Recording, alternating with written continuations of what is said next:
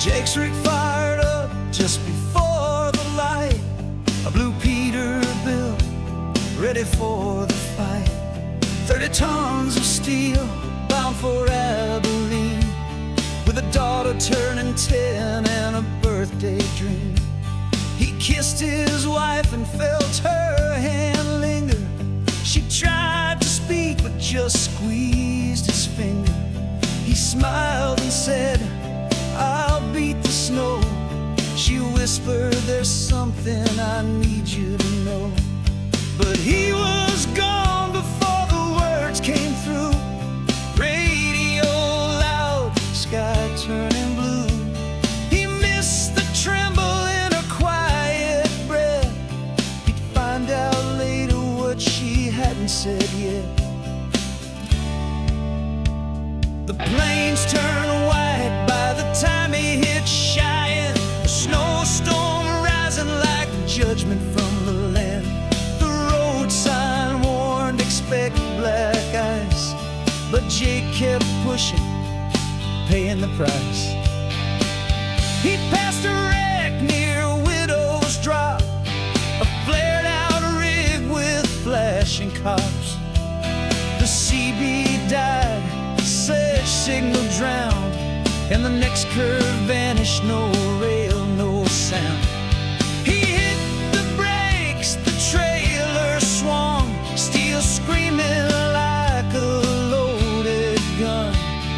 "Jesus, help me," he cried out loud, and then the storm just calmed somehow.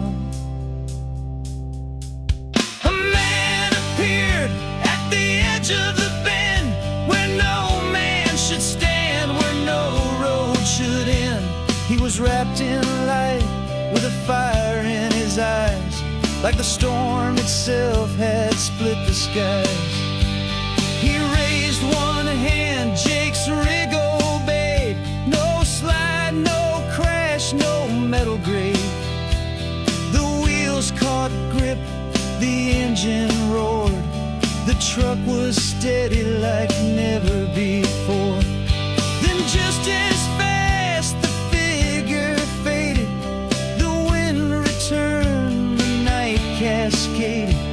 But Jake knew deep in the marrow of bone, that wasn't luck, I was not alone.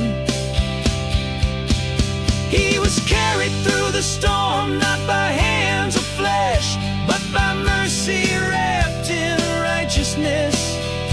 Every mile, every turn, every whispered plea, God sent a helper none could see.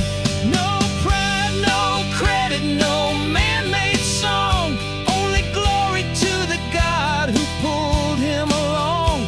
He was carried through, yeah, carried through the storm. Back at home, the wind still cried, snow piled high on the countryside. Grace sat up in her birthday dress, staring out the window, breathless. Her mother knelt and prayed again, "Lord, bring him back to us, amen." Then Grace stood still with eyes gone wide. "Mama, look, there's headlights outside." Two beams cut through the swirling white, like swords of hope in the grip of night. They ran to the door, hearts pounding strong, as Jake rolled up with the storm still on. He rode in late with the dawn just rising. Grace flung the door wide, eyes wide and shining.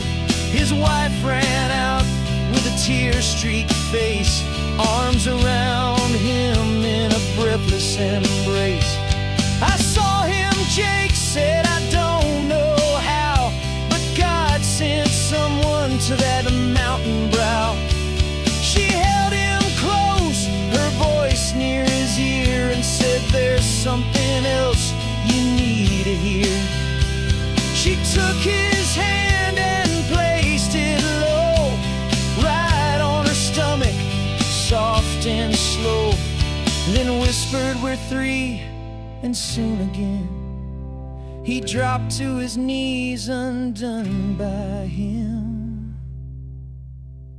He was carried through the storm, not for his own sake, but for a new life the Lord would make.